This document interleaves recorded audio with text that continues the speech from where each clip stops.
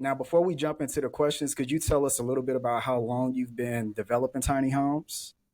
So, um, I've been at Tiny Home Atlanta since August of 2022.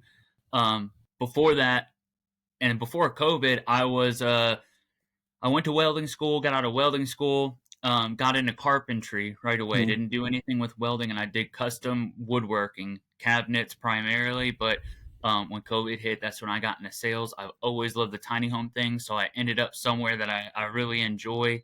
So, yeah, man, been there since August 2022. Just been a ride of learning and just trying to fulfill the needs of our local residents. Okay, I'm loving that. I'm loving that. I'm loving that. So let's go ahead and get into it, man. It's a lot we're gonna go ahead and unpack today. So when it comes to these tiny homes, we know zoning is the biggest thing that's standing in the way of people actually getting these tiny homes. And that, of course, has to do with the municipalities. So, how are municipalities viewing tiny homes? What counties are allowing them? And how can people find which areas will allow these tiny homes? Yeah. So, zoning and how this works real quick. I'll just break it down. So zoning, there's a zoning department and a building department for everybody. Zoning is the department that tells you if you can or can't do something. The Hmm. building department tells you how to do it. But these municipalities will see them two different ways. It's going Hmm. to be you have those RVs and those temporary structures, and then you have those more permanent structures. Hmm. Um, just depending on where you are and what rules they've adopted, they could see one as a RV or they could see one as a permanent structure. There's a couple different things, and we'll dive into that in a second. But Hmm. you know, um, primarily they're looking at them as a temporary structure. Most tiny homes are coming in on wheels, unless someone's doing Hmm. some site built homes. But Hmm. there are a lot of counties that allow them, but also your cities and your counties have different rules. So Hmm. you could have a county, and for example, Hmm. Bartow County doesn't allow guest houses, um, Hmm. but the city of Kingston, that is in Hmm. Bartow, does allow them. So it's Hmm. calling up um, your zoning department. Try not to say the word tiny home if you can help it, but you Yeah. call them up, ask them if they allow ADUs is a good term to use. Accessory dwelling unit is what that stands for. You could use a the detached in-law suite or anything like that, man cave. But call them Hmm. up, ask them if it'd be something that they would allow. Um, and yeah, that'd be the best way to do it. But again, don't say the Hmm. words tiny home. They act like Yep. it's Do something. do not say that word, tiny homes. ADU, ladies and gentlemen.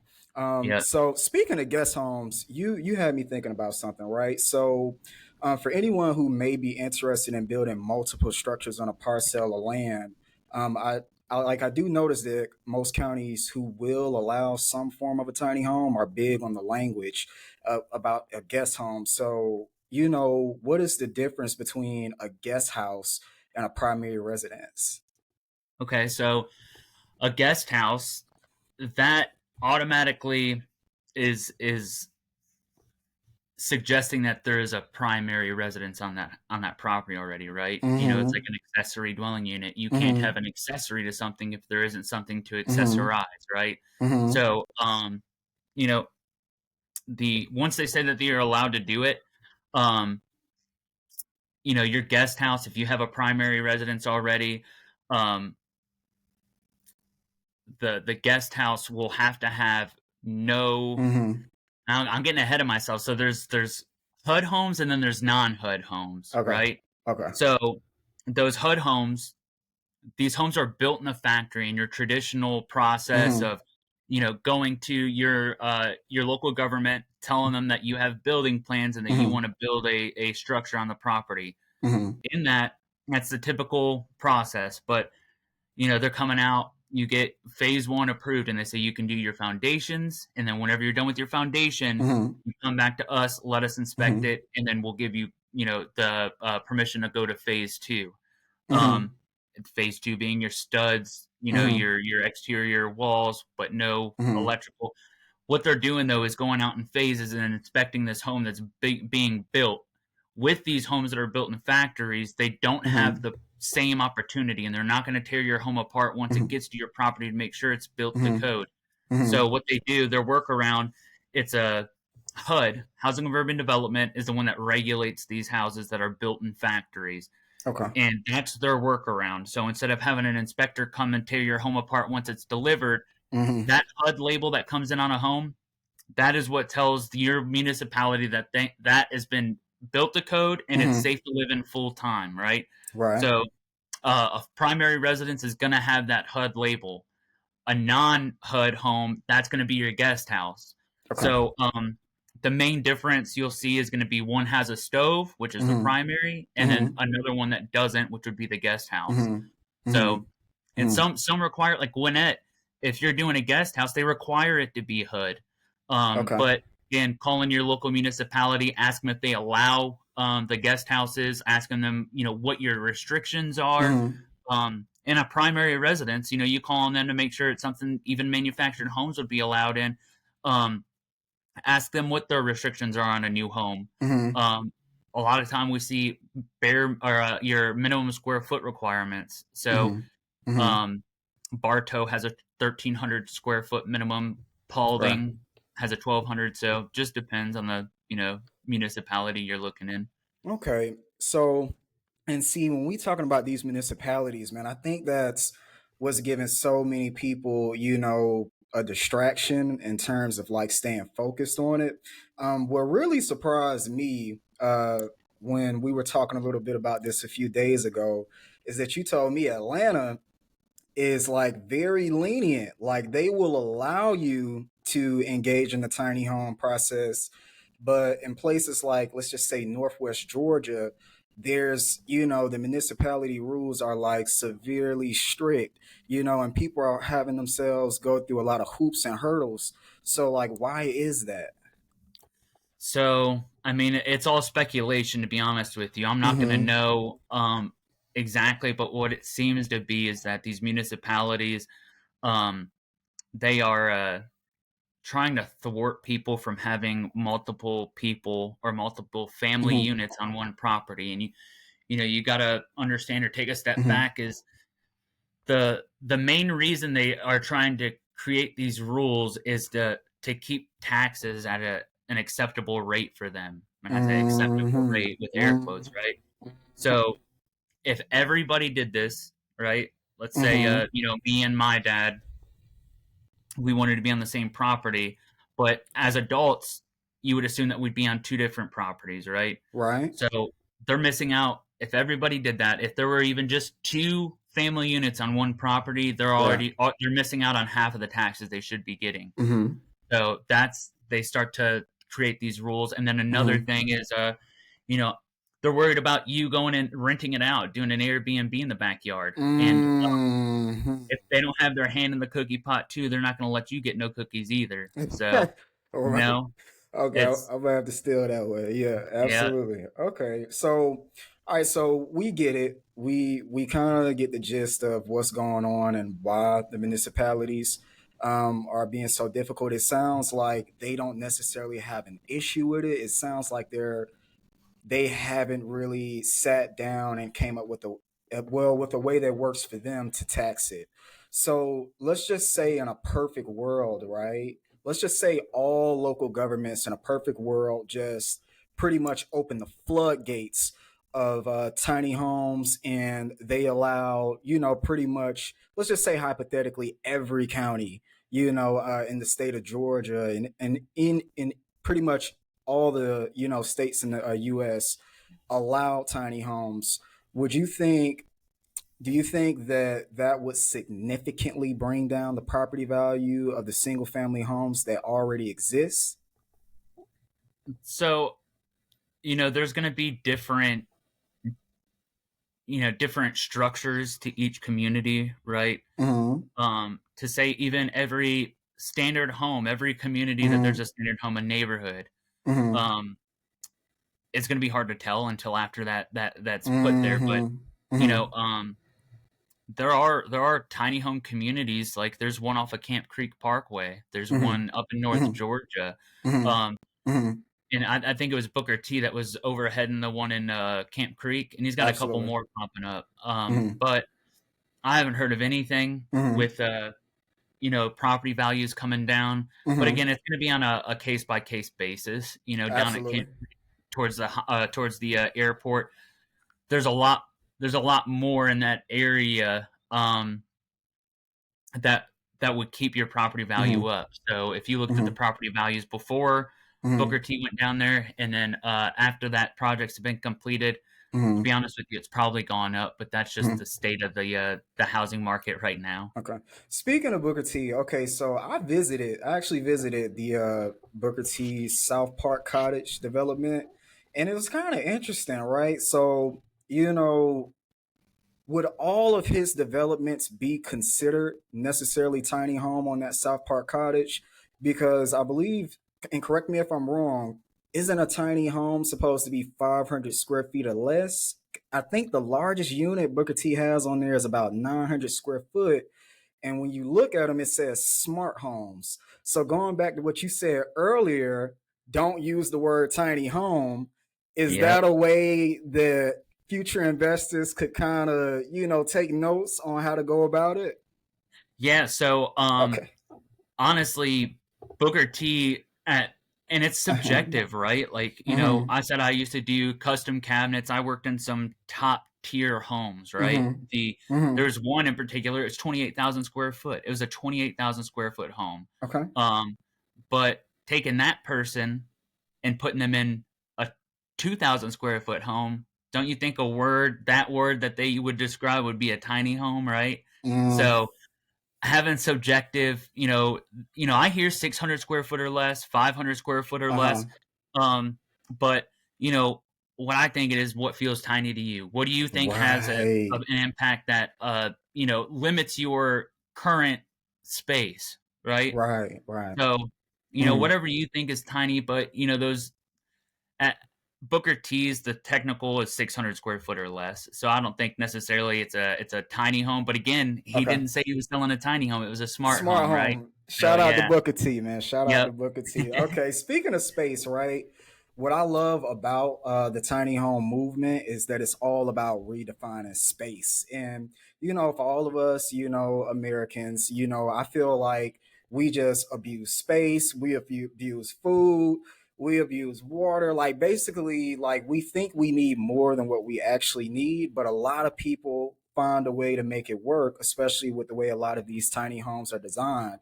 But for the people who's watching, right, who may be having families of four, do you feel like more families of four would attempt to do this thing if it really takes off despite the challenges of space? So do you mean like a family of four, including the parents, like the parents and two Like, kids? yeah, just a standard. I would say two parents, two children. The atomic family is what they'll call that. But yeah, so Yeah. honestly, I grew up Uh-huh. upper middle class, or at least how I saw it, and I still Okay. shared a bedroom with my brother, right? All But right. you know Okay. what I mean? We have bunk Uh. beds and stuff. To be honest with you, that's going to be a personal Mm, uh conclusion to come to.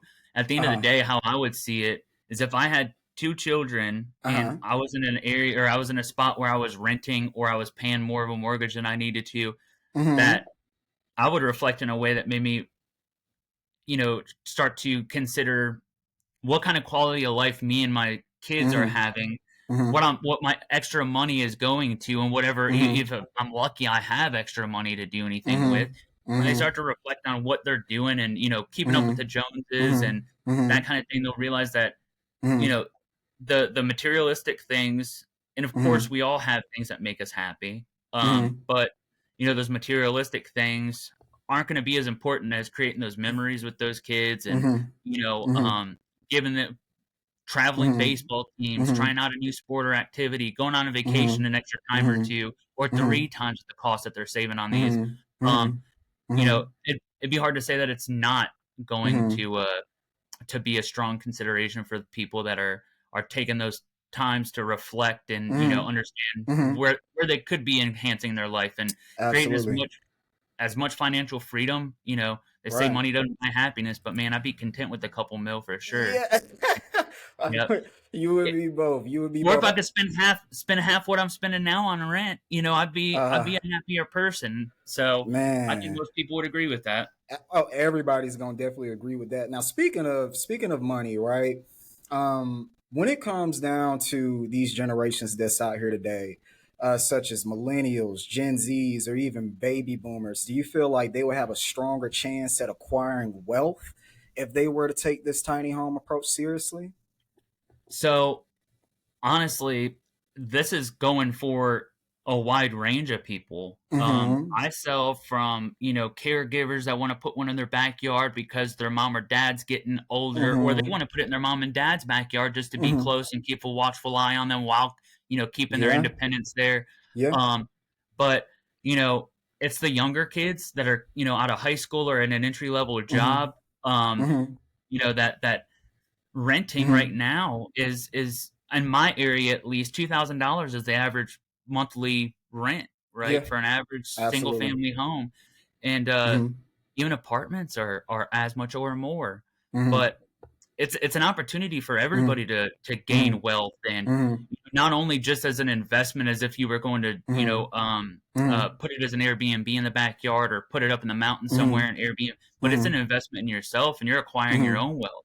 And Mm-hmm. sometimes acquiring wealth means saving money. Mm-hmm. That's wealth that you had before, but you're taking Mm-hmm. financial cuts to create that. Mm-hmm. So, Mm-hmm. I think it's a good opportunity for the Mm-hmm. younger generation Mm-hmm. to get into housing and not feel like they just signed their life away. Mm-hmm. And also those older people that purchased their home 15 years ago, or even now 6 years ago, the spike, they could have Mm-hmm. purchased their home 6 years ago, Mm-hmm. and instead of sitting on that house, empty nesters that don't have Mm-hmm. the need for the space, Mm-hmm. instead of selling that house and purchasing another standard home at just Mm-hmm.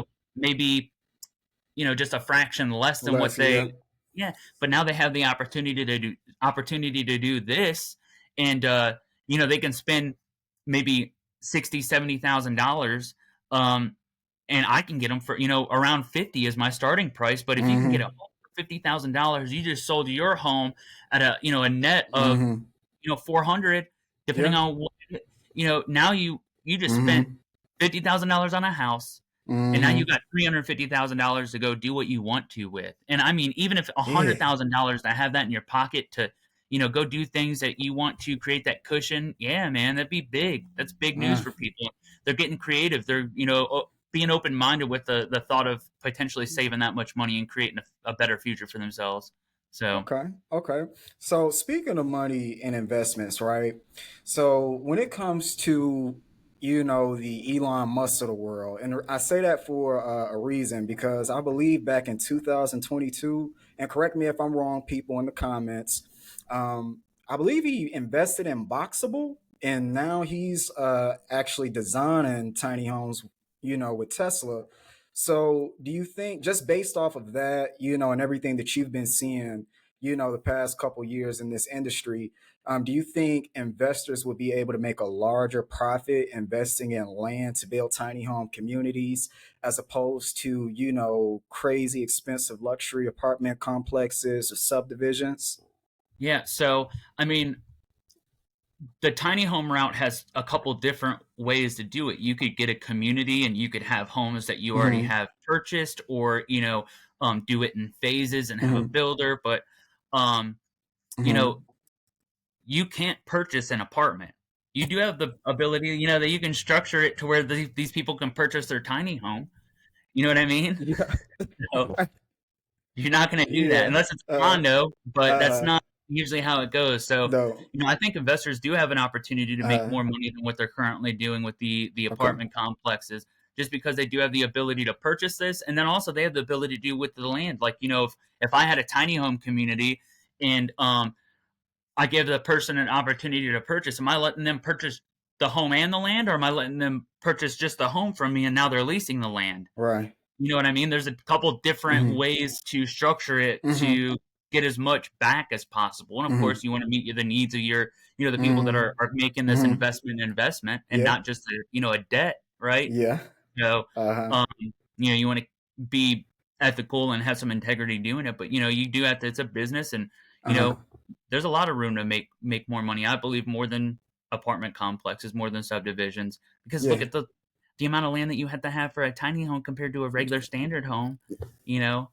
Just that alone, and 10 acres, how many standard homes could you do? 20. How many tiny homes could you do? 50, 60, you know? So, At least yeah. double of what you would do with apartment complexes a single family for sure. Um, Mhm. so, one thing that's kind of interesting. I get why banks don't finance the tiny homes. I think that kind of goes back to what we were talking about earlier with the municipalities and how it's taxed, or the problem that they're having with taxing these tiny homes. But for the people who don't have the 50,000, 60,000, 70,000 to purchase a tiny home outright, do you feel like tiny home manufacturers will have a problem with financing since most banks won't? No. So, Hmm. the smaller mom and pops seem to have issues trying to balance Hmm. that out. It does seem like I've seen a couple investors, lenders, come around on their viewpoints and what they're willing Hmm. to lend. Mhm. Um, Mhm. but it's the same with everything. A Mhm. smaller company is probably going to have the issues trying to iron out the details and make Mhm. sure they're not, putting themselves in the hole offering Mhm. financing. But Mhm. you know, Mhm. I think there's the lenders are going to become more Mhm. open to it, especially when they're seeing that it's becoming Mhm. more popular. Mhm. So Mhm. Mhm. yeah, Just to stay on that just a little bit longer, I remember when we were meeting up the other day, you mentioned that you actually do. If and, you don't have to talk about this if you don't want to, but I believe you mentioned that you do a land and home financing deal. Can you, before we get into the next question, could you break that down a little bit? yeah. So a partner with 21st Mortgage, and Mm-hmm. what we're doing, and it's not land that I already have purchased. It's not you have this selection. You get with a real estate agent. You find a piece of land that you like. Yep, there you go. Find a piece of land that you like that allows a manufactured home on the property, and then you send it to me. We get it submitted with the house that you have picked out, and then we get you approved and start moving forward. So, Okay. yeah, Okay. I like that, man. I like that. I like that. So, when it comes to, a county, municipality, it all, like you said earlier, everything comes down to business, everything comes down to money. So, how much of a positive impact do you think tiny homes will have on commerce, within a municipality? Because on one end, don't get me wrong, it's not like you can buy, big cases of furniture or a big ass piano or something like that to just put in the middle of your living room. But at the end of the day, you got more money for travel, you got more money for lifestyle. You can visit those local stores and coffee shops every single day without, how do you think that it will impact it? yeah, you started to answer it yourself. Mm-hmm. The the financial freedom people have right now Mm-hmm. is far less than what they would have if their housing, just their housing. That's it. If that was cut in Mm-hmm. half or more, Mm-hmm. um, your local economy is going to get pumped. These Mm-hmm. people, they don't have the money to go spend on dinner every week or every month. It seems Mm-hmm. like, right? But when you Mm-hmm. have an extra 650, 800, $1,000 Mm-hmm. a month, Mm-hmm. you're going to be spending it in these communities. You're going to be putting it back into your community, and it kind of it's kind of a catch-22 with those Mm-hmm. municipalities not allowing this. You Mm-hmm. know, they look at it as affordable housing. They're all for it when they're in their board meetings, but when it's come times to put affordable housing in their district, they come up with every reason not to. They come up, Mm-hmm. and they're not going to say we don't allow tiny homes or we don't allow manufactured Mm-hmm. homes. Mm-hmm. They put rules on it, like those minimum square foot Mm-hmm. requirements that I mentioned earlier, Yeah. or roof pitch requirements, minimum square foot requirements, Mm-hmm. a land minimum amount if you're putting a manufactured home. So Douglas County requires you have 5 acres if you want to put a Mm-hmm. manufactured home on it. If you Mm-hmm. don't have 5 acres, Mm-hmm. you're not allowed to do a manufactured home, and that's just a Wow. pretty obvious way of them trying to get as much money from someone as possible. Mm. Okay. Yeah. So, in terms of like, the pool of investors, who are in this thing for the long run, Are you seeing a lot of people go with the tiny home option based on how crazy this market has been the past few years? Yeah, so especially people that had just started getting into investing where they didn't build up their portfolio to the point to be Mm-hmm. able to have that $300,000, Mm-hmm. $400,000 overhead and that investment on a Mm-hmm. standard home. Mm-hmm. Um, this is something that they're catching on to. And at the end of the Mm-hmm. day, an investment Mm-hmm. that's having as little overhead Mm-hmm. as and as much return as possible, right? That's almost the definition of what an investment is. So you're Mm-hmm. going and putting money towards something at an eventual payoff at more money. Mm-hmm. Um, and what you're doing is, for lack of you're betting on yourself and what your idea Yeah. is. You are. Um, and if you could bet $10 for $1,000, or you could bet Mm-hmm. $1,000 for $150,000, um, you want to have the most return on it. So Absolutely.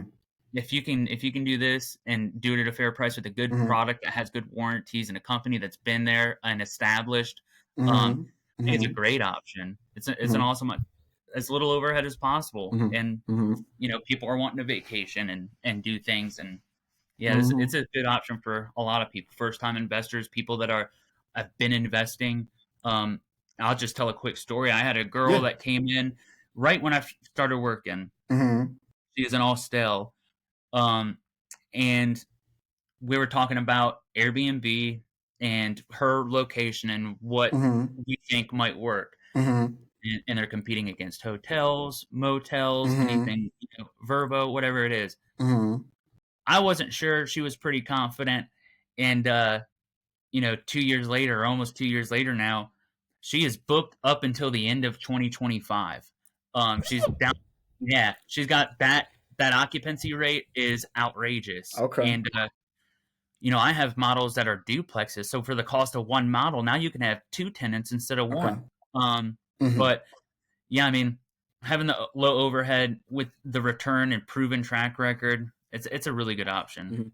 Mhm. Adam, I'm not gonna lie, man. You got me. You got me thinking. I'm excited. I feel like I'm about to pull some Mojo Jojo strings in a good way. So the last question I got for you, right? So for the people who are ready to get this thing going, I'm talking about ready to get the ball rolling, or um, or at least are seriously considering this tiny home thing. Whether they are a homeowner who has a single family home already and they want to add to it, or if they're a home buyer, a first time home buyer, just ready to live their best life. Wink, wink. How does the home buying tiny home process look? Like, how does the process look purchasing it? Yeah. So, um, what you would do is you would come in, take a look at some of the homes that I have, and I'm sure other lots work the same way. Mm-hmm. Um, but pick out a house or a floor plan. I Mm-hmm. can also get them built custom. You bring in a custom floor plan. I can get it built the same, exactly how you need it. But picking Mm-hmm. out a house, picking out the interior options, and I can get that house built in about 8 weeks or so.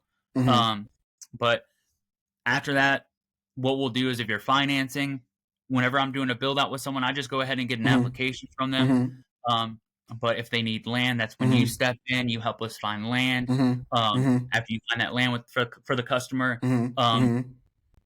I send that in with the house, get everything together, and I can fund the clearing of the land. If you found you and one of my customers found a piece of land that was Mm-hmm. developed, had trees, I can Mm-hmm. get all of that squared away. I can finance every bit of Okay. that. And someone that already has land, I have options for them to keep no down payment. Yeah. But yeah, they just pick out a house. We find the land. I get them approved after submitting the credit, and then we get told our terms: down payment, monthly payment, APR. Mm-hmm. You know, if I have a home on the property, I'm going to know the price on that right away. If someone needs to get one built, Mm-hmm. I won't know that until they pick out all the things that they want to in that house. I Mm-hmm. might know the Okay. floor plan, but Okay. I don't know what they want in terms of appliances and in Mm-hmm. terms of Mm-hmm. upgraded whatever it Mm-hmm. might be. But Mm-hmm. Mm-hmm. standard in my home is got fridges, Mm-hmm. AC, Mm-hmm. um, Mm-hmm. all everything you could need, Mm-hmm. upgraded installation. So we Mm-hmm. just got Mm-hmm. Energy Star Mm-hmm. approved, so we're working with Energy Star. Mm-hmm. Um, Mm-hmm. we have thermal pane windows, the Mm-hmm. R30 insulation. Mm-hmm. Um, Mm-hmm. but Mm-hmm. yeah, I mean, there's a lot of good options. It's a Mm-hmm. little